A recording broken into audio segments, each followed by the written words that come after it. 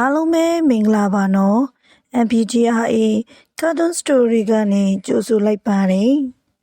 ဒီကနေ့ပြောပြပေးမယ့်ပုံပြင်လေးကတော့ပညာရှိအမတ်ဦးတာကနဲ့တထေးကြီးနှစ်ယောက်အကြောင်းကိုပြောပြမှာပဲဖြစ်ပါတယ်ဟိုးရှိတုန်းကမြန်မာနိုင်ငံရဲ့ရွာလေးတစ်ရွာမှာဦးတာကဆိုတဲ့ပညာရှိဝန်ကြီးတစ်ယောက်ရှိတဲ့သူကဘလောက်တောင်ပညာရှိတယ်လဲဆိုရင်ဘလောက်ပဲခက်ခဲတဲ့အမှုဖြစ်ဖြစ်သူစီရောက်ရင်အမှန်တရားကဖျောင်းတိုင်မီလို့လင်းခနဲပေါ်လာတာပဲတဲ့။ဒီနေ့မှာတော့ရွာထဲကတထေးကြီးနှစ်ယောက်ဟာမြေပဲခင်းကြီးတခင်းကိုအပြင်းအထန်လူကြပါတယ်တဲ့။တယောက်ကလည်းဓာငါမြေနောက်တယောက်ကလည်းဓာငါစိုက်ထားတာဆိုပြီးတယောက်နဲ့တယောက်အလျှော့မပေးကြဘူးတဲ့။ရွာထဲကလူကြီးတွေကလည်းဘဲတုစကားကိုနားထောင်ရမှန်းမသိတက်တေတွေကလည်းဘဲတုဖက်ပါရမှန်းမသိနဲ့ရွာထဲမှာလည်းဟိုကတစ်မျိုးဒီကတစ်မျိုးနဲ့စူညံပွက်လောရိုက်နေတာပေါ့ကွယ်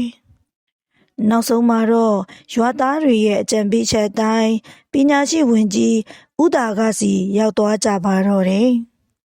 ပညာရှိဝင်ကြီးဦးတာကလည်းတထေးကြီးနှစ်ယောက်ရဲ့မျက်နှာကိုတေးသေးချာချာစိုက်ကြည့်ပြီးအေးအေးဆေးဆေးပဲပြောလိုက်တဲ့ကဲ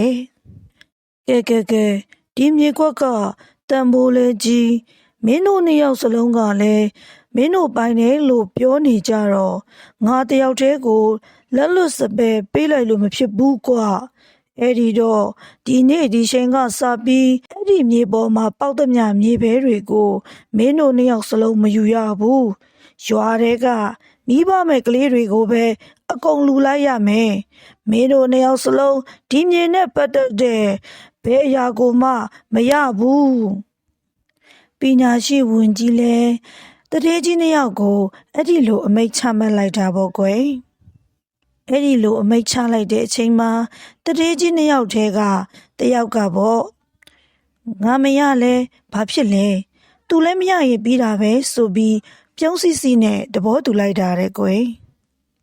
ဒါပေမဲ့တကယ်ပိုင်ရှင်တထေးကြီးအစ်စ်ကတော့မျက်ရည်တွေဝဲလာပြီးဝင်းကြီးရှည်ရင်မှာဒူးထောက်ထိုင်ကတောင်းပန်ချတော့တဲ့ဝင်းကြီးမင်းရဲ့ကျွန်တော်ဒီမြေမှာစိုက်ခဲ့ပြိုးခဲ့ရတာ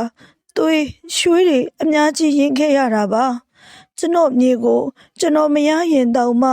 ဒီလိုဂရုမစိုက်တဲ့လူတွေလက်ထဲတော့မထည့်ပါနဲ့ဗျာ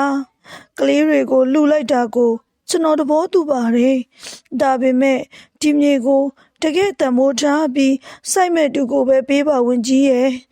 အခုကလေးတွေကိုလှူလိုက်တော့ကလေးတွေကဘလို့မြေကိုတန်မိုးထားတတ်မှာလဲဗျတကယ်ပိုင်ရှင်အစ်စ်ဖြစ်တဲ့တထေးကြီးကတော့ငိုကြီးချိုက်မှနဲ့ရင်ထဲကလာတဲ့စကားတွေနဲ့ဝင်ကြီးကိုတောင်းပန်တော့တာပေါ့အဲ့ဒီခါမှာတော့ပညာကြီးဝင်ကြီးကလည်းပြုံးလိုက်ပြီး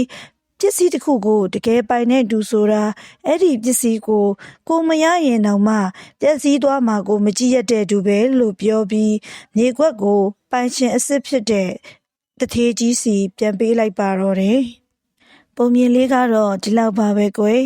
လောကမှာငါဟာဆိုတဲ့အတ္တထက်ငါဖန်တီးထားတဲ့အရာကိုတန်ဖိုးထားတတ်တဲ့စေတနာကပိုပြီးအမှန်တရားနဲ့နှိစက်တယ်ဆိုတာဒီပုံမြင်လေးကသင်ခန်းစာပေးနေတာပါပဲကိုစိုက်ထားတဲ့အပင်လေးတွေကိုကိုမစားရရင်တော့မသေးစေရှင်တဲ့စိတ်ဆန္ဒဟာတကယ်ပိုင်ရှင်ရဲ့စိတ်ထားပဲမဟုတ်လားကလေးတို့တွေလည်းလောကမှာကိုအတ္တထက်ဖြစ်တဲ့နာကိုပိုဦးစားပေးရမယ်နော်အဆုံးထိကြည့်ပြီးတဲ့အတွက်အားလုံးကိုကျေးဇူးတင်ပါတယ်နော်နောက်လည်းဒီလိုဗီဒီယိုလေးတွေကိုကြည့်ရအောင် like and subscribe လေးလုပ်ထားဖို့မမေ့နဲ့နော်အားလုံးကိုကျေးဇူးထူးတင်ပါတယ်တာယာပျော်ရွှင်သောနေ့ရက်လေးပိုင်ဆိုင်နိုင်ကြပါစေနော်